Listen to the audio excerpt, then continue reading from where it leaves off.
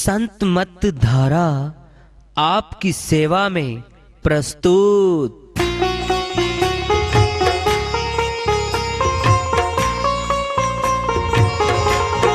जो चाहता है प्रभु प्यारा वो आओ संत मत धारा। भक्ति भेद बता कर सारा वो कर दे भव के पारा। जो चाहता है प्रभु प्यारा वो आओ संत मत धारा। भक्ति भेद बता कर सारा वो कर दे भव के पारा। जो चाहता है प्रभु प्यारा।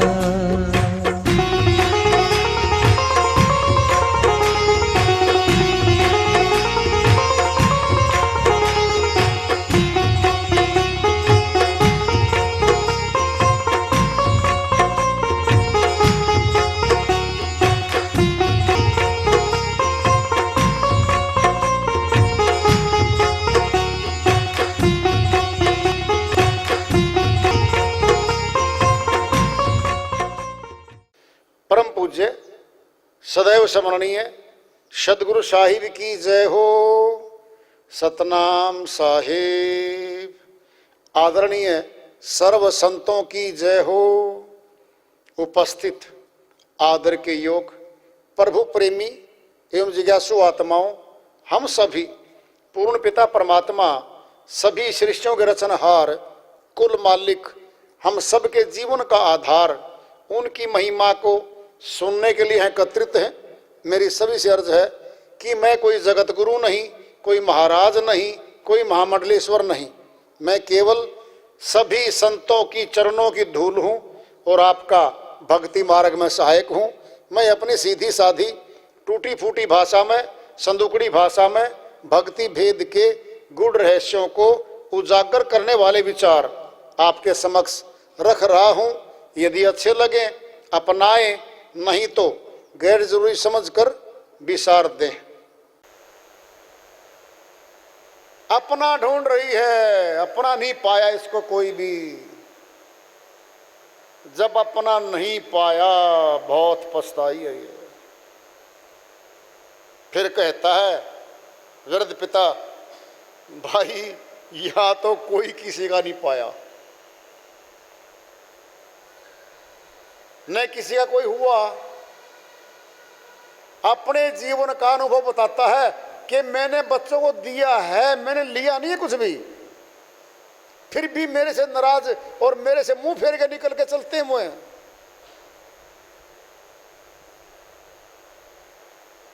परदेशियों की तरह भटक रही आत्मा, अपना बनाना चाहती है, अपना नहीं पाता कोई इसका बात तक। अपना तो है, अपना परमात्मा है इसका। क्यों है? आत्मा परमात्मा का अंश है, ये हिस्सा है उसका। जब तक परमात्मा से नहीं मिलेगी आत्मा इस संसार में भटकती फिरेगी। संसार वाले इसके श्वासों को लूट लेंगे, उसके श्वासों को घर के कार्य व्यवहार में खर्चवा देंगे। कभी मीठा बोलकर और कभी धमका कर। धमकाते भी हैं, मीठा मीठा धमकाते ही हैं। बड़े बड़े प्यारे प्यारे परिवार वाले। क्या है ये? फैसला हो रहा है। आत्मा परमात्मा का अंश है, परिवार का नहीं थी ये, परिवार की थी ये नहीं। ये 5 विकारों के तहत परिवार में फंसी है।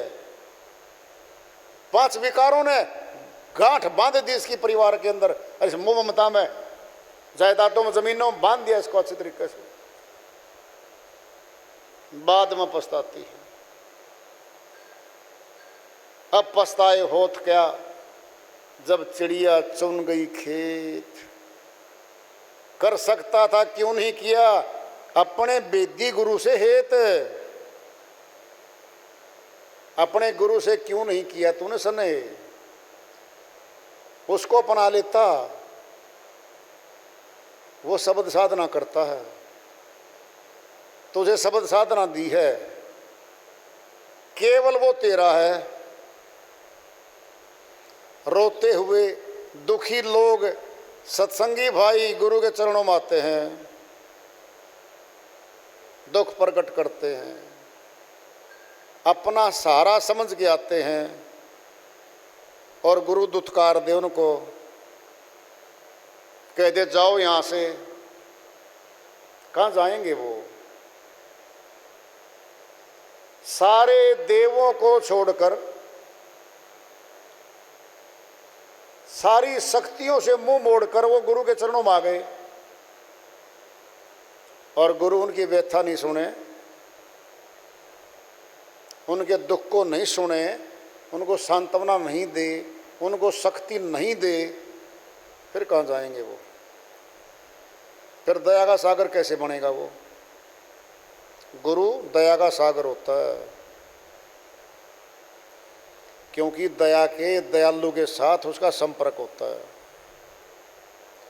वह सत्संगी बहन भाइयों के साथ ऐसे मिलता है जैसे अपने परिवार के बच्चों को दुख दूर करने के लिए मिलता है, क्योंकि वह हंस परिवार है, वो हंस लोक के जीव हैं। हमारे परिवारों में जो भक्ति नहीं करते वो बगुला देश के हैं। दूसरे परिवारों में जो रह रहे हैं, जातियां भिन्न भिन्न हैं, घर दूर दूर हो सकते हैं उनके, उनका जुड़ाव तो आत्मा से है।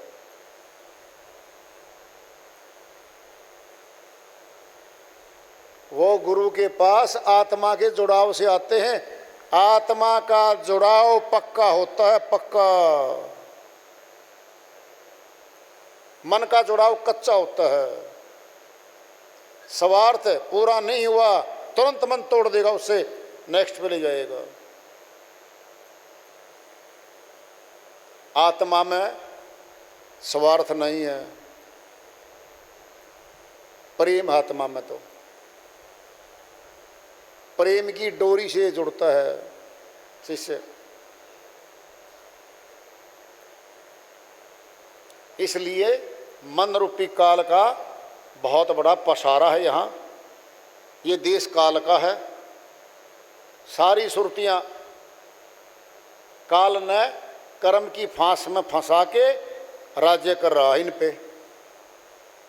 सत्य पुरुष का अंश है सुरतियाँ सारी, सत्य पुरुष से आई हैं। बेगाने देश में आ गई, जब गैर के देश में आ गई फिर इसने सुख कौन देगा? हम अपने बच्चों को तो प्यार करते हैं, रोटी देते हैं, सामान देते हैं, खाने का सारा। एक नौकर आदमी को डांट पिलाते हैं, पानी तक नहीं पिलाते, हम उसको भोजन तक नहीं देते। आदमी तो वही है हम। ये है काल पुरुष। हम गैर इनके, हम तो गैर आए हुए हैं इसके पास, काल के पास।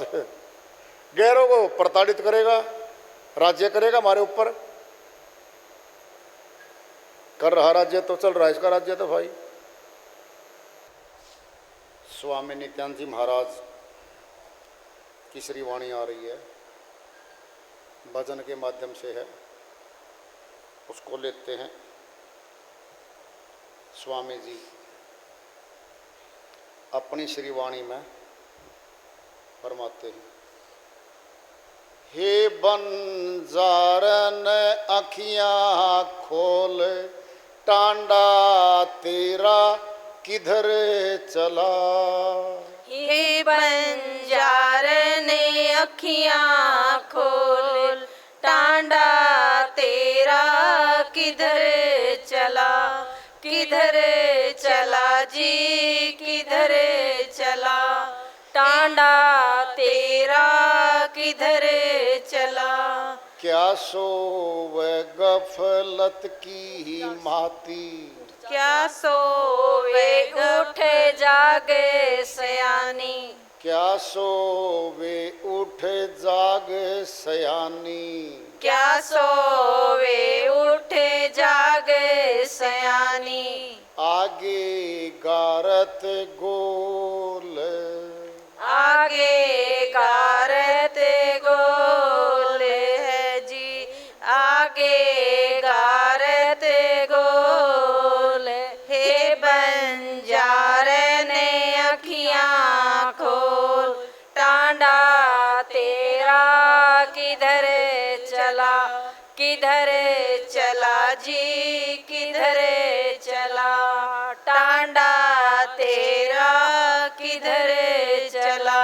तू गहली गफलत की माती, तू गहली गफलत की माती, तू गहली गफलत की माती, तू गहली गफलत की माती, तेरी चीज वस्तु अमोल, तेरी चीजे वस्तु अमोल, अमोल जी अमोल।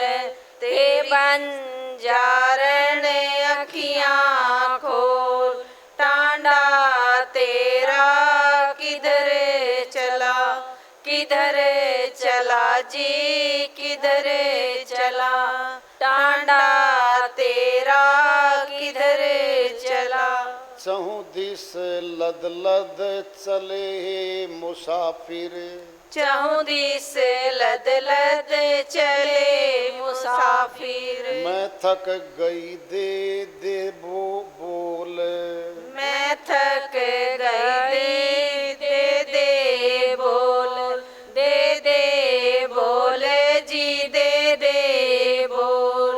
हे बंजारण अखियां खोल, टांडा तेरा किधर चला, किधर चला जी, किधर चला, टांडा तेरा किधर चला। रहने बिहानी अजू ना जागे, रहने बिहानी अजहू न जागे, काहे बजावे ढोल, काहे बजाए ढोल, ढोल बजाए जी, ढोल बजाए।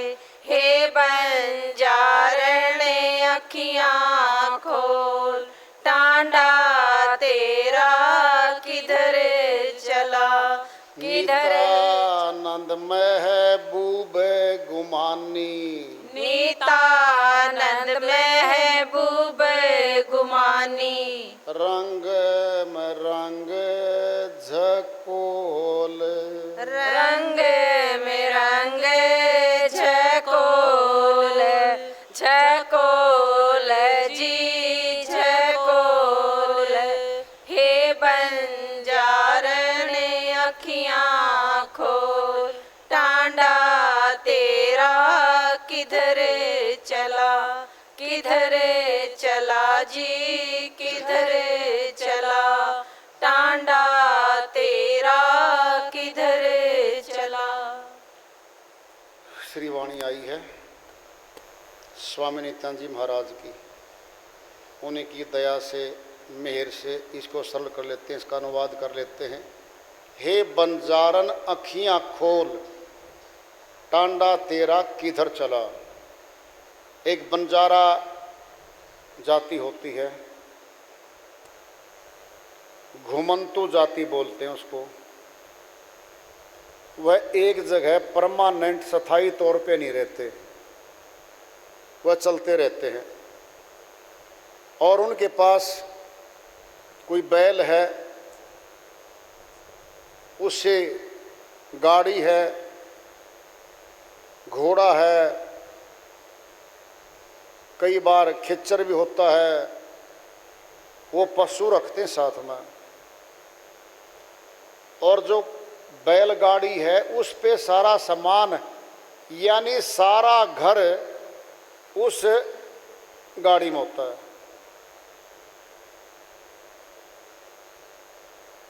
और टांडा बोलते हैं जो कबीला होता है उसका, बंजारों का 2, 4, 5, 7 वो कबीला बनता है, वे गांव में रुकते हैं और उनमें से एक एक करके चलने लगते हैं। अब 4 तो चले गए, गाड़ियां एक रह गई। अब उसको कह रहे हैं कि तेरा टांडा कहाँ गया, तू तो रह गई अकेली यहाँ पे, देख तो तेरा टांडा कहाँ गया। बंजारण है आत्मा, ये सूरत है। और बंजारे की टांडे की बात नहीं कह रहे वो, ये दृष्टांत दे रहे हैं।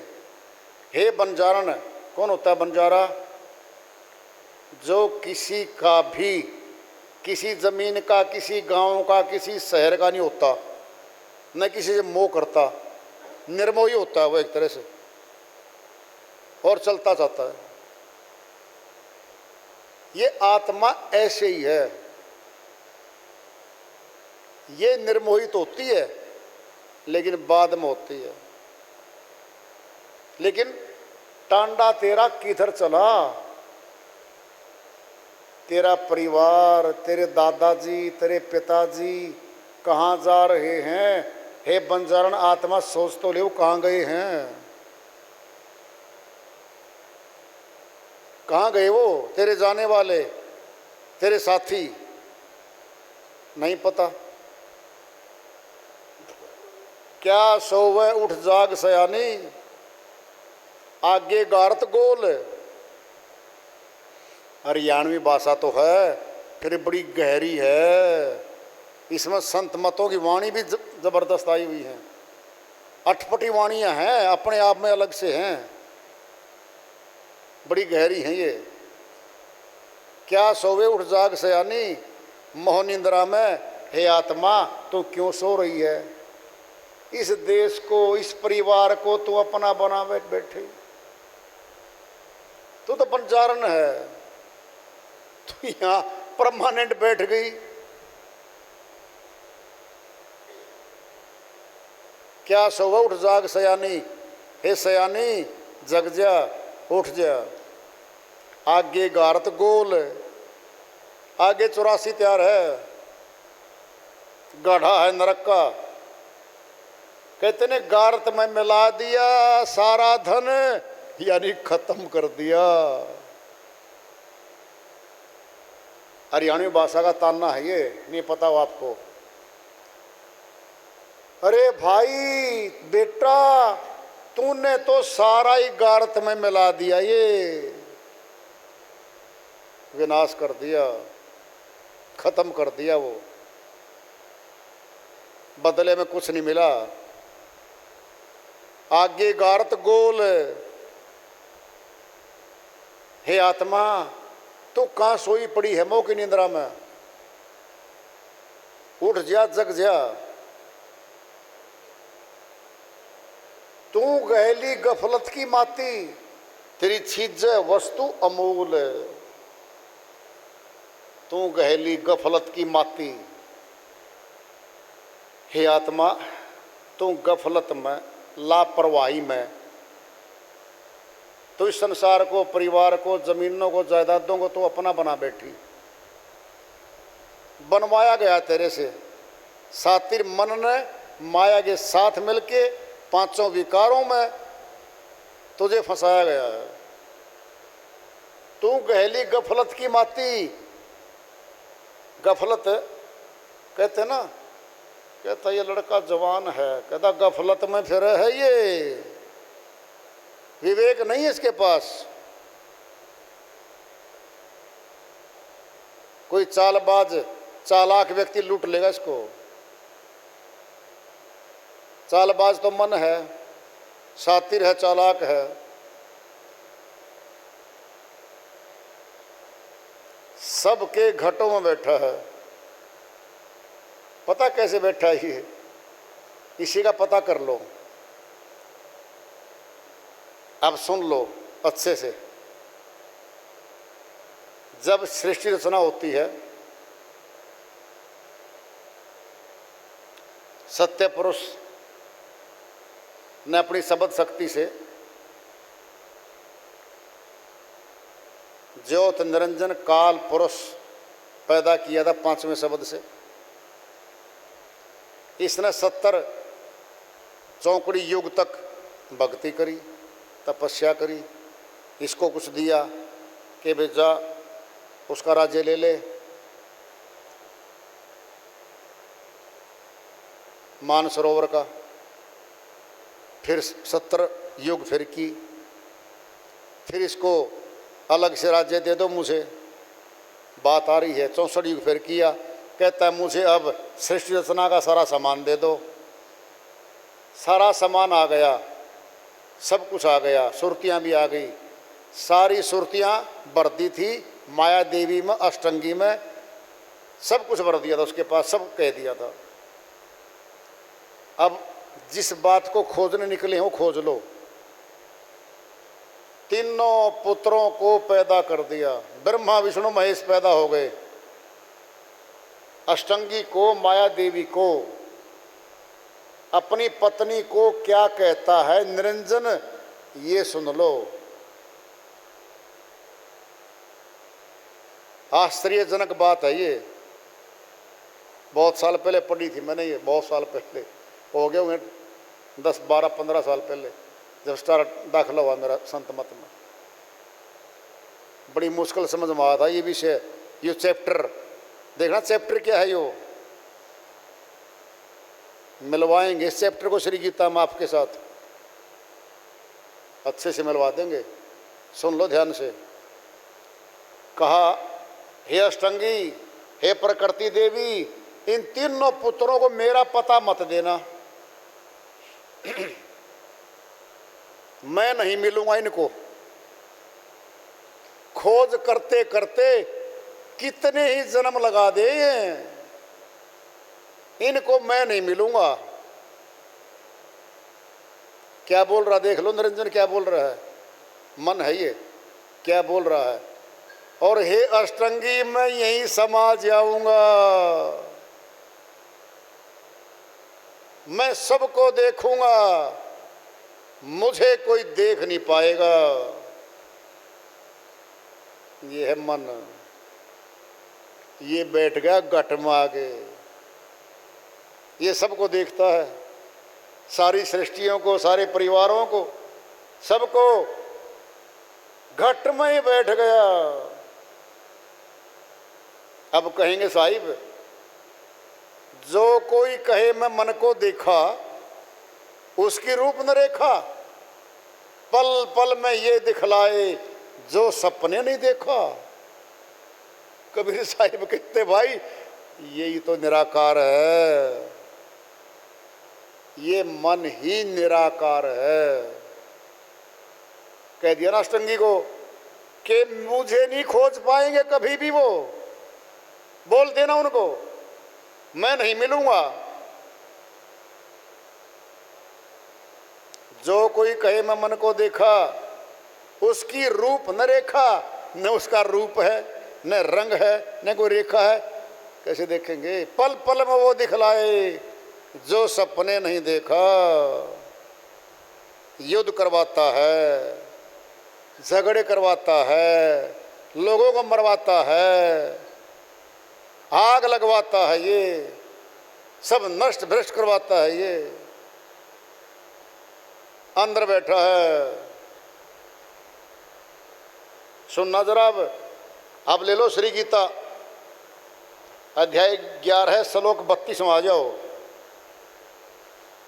जब विराट रूप को देख के ऋषियों खा रहा है, आम आदमियों खा रहा है, वर्षा हो रही है, आंधियां चल रही हैं, बाढ़ आ रही हैं, भूकंप आ रहे हैं, सारी सृष्टि का आवागमन दिखा दिया। अर्जुन भयभीत डर के खड़ा है। शांत हो जाओ, वापिस आ जाओ, अपने रूप में वापिस आ जाओ। जब आता है वापिस श्री कृष्ण के अंदर स्वयं काल प्रवेश कर गया था निरंजन साहिब। फिर कह दिया कि आप कौन हो? जवाब देते हैं, हे अर्जुन, मैं ही काल हूं, मैं ही काल हूं। तमाम सृष्टियों का विनाश करने के लिए प्रवृत्त होता हूं। प्रतिपक्ष की सेना में जो योद्धा लोग हैं वो नहीं बचेंगे, वो नहीं बचेंगे। तू नहीं मारेगा तो हम मार देंगे उनको, तमाम कर देंगे काम। कहता है ना कि मैं ही काल हूं।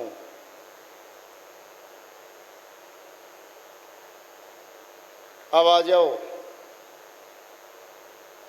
श्लोक अध्याय 7 श्लोक 29 और 30 में श्री गीता में, हे अर्जुन, जो मुझे अंतकाल में अधिभूत अधिदेव अधियज्ञ सहित जानता है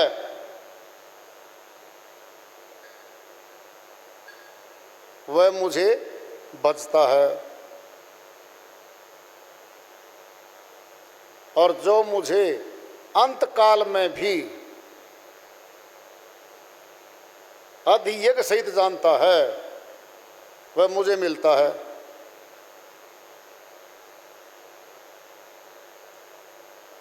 इसमें एक बात और कह रखी है, वह ब्रह्म को जानता है, आत्म तत्व को जानता है, भूतों को जानता है, 5 तत्वों को जानता है। तो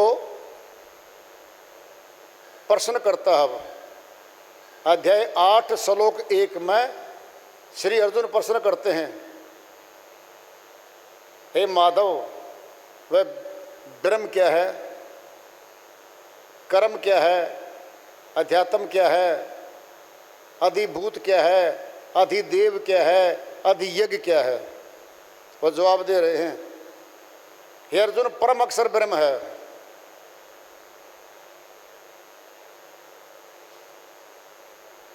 और 5 तत्वों को अधिभूत कहा गया है, आकाश, वायु, अग्नि, जल, पृथ्वी।